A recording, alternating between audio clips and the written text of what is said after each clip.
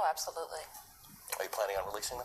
I don't know. I'm going to watch to see. They've been threatening legal action. They're trying to figure out, how to stop me. I'm expecting that they're going to retaliate, and so I'm just going to stand back and wait.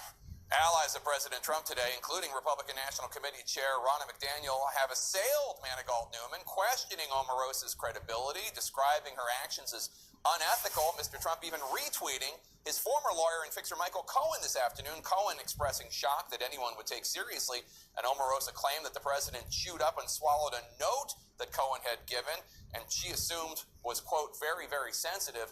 Of course, it wasn't even a full month ago that President Trump was attacking Cohen, accusing him of making up stories. But let's put that aside for a moment, because the president's character assassination of a former senior White House official begs the question, if she's so horrific, what was Omarosa doing in the White House in the first place? Well, we can tell you, because a senior White House official tells us that President Trump considered Omarosa, quote, vicious, quote, not smart. He had, quote, heard really bad things about her, being, quote, nasty to people. The president had been told by Chief of Staff John Kelly that Omarosa was a, quote, loser and nothing but problems. But shockingly, the president told Kelly to try to work it out with Omarosa. Why?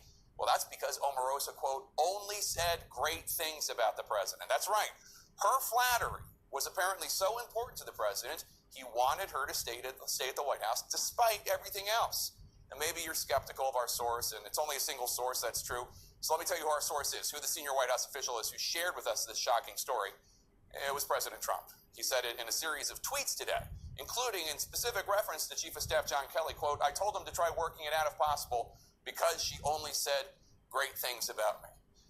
If only there had been some warning that Omarosa was not trustworthy and that ultimately she would be fired in a disturbing spectacle. If only some clue of this coming. CNN's White House correspondent Abby Phillip now picks up the story. Two former reality television stars locked in a made-for-TV drama. Former White House staffer Omarosa Manigault Newman making explosive claims about her former boss and colleagues. Being used by Donald Trump for so long, I was like the frog in the hot water. I was complicit, and for that, I regret. Complete with tapes. Omarosa, what's going on? I just saw on the news that you're thinking about leaving. What happened? Manigault Newman releasing an audio of a call with the president taped a day after she was fired by Chief of Staff John Kelly in December. General Kelly came to me and said that you guys wanted me to leave. No, nobody even told me about it. Nobody, Wow. They run a big operation, but I didn't know it. I didn't know that. Yeah. Damn it. I don't love you leaving at all. Manigault Newman defending her decision to record her conversations. The first thing they do when someone leaves the White House, Savannah, is say they don't have credibility. They're just a coffee person. They didn't have access. They never talked to the president. Alleging Trump records others, too. The president talked often about how important it was to tape your enemies and to make sure that you had information on your enemies.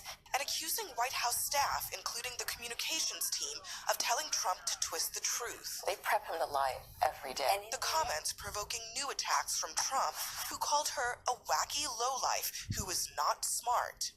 Lowlife. She's a lowlife. But during the 2016 campaign, Mr. Trump often praised her. She's a wonderful woman. She has done so much for me with the African American community, with communities generally. And hired her for a $180,000 job, the top salary at the White House, where she worked on African American outreach. I like Omarosa. Omarosa's a good person. Today, though, she hinted that she has more recordings, leaving White House aides scrambling to contain the fallout. The very idea that a staff member, a former staff member, would go into the Situation Room and attempt to record someone else shows a complete disregard for national security. An official telling CNN that the White House is not concerned that Manigault Newman poses a larger national security risk, but notes the White House does not know how many tapes she may have. And as the president took to Twitter criticizing her and confirming she had signed a non-disclosure agreement, it is unclear if he was referring to her time on the campaign or at the White House.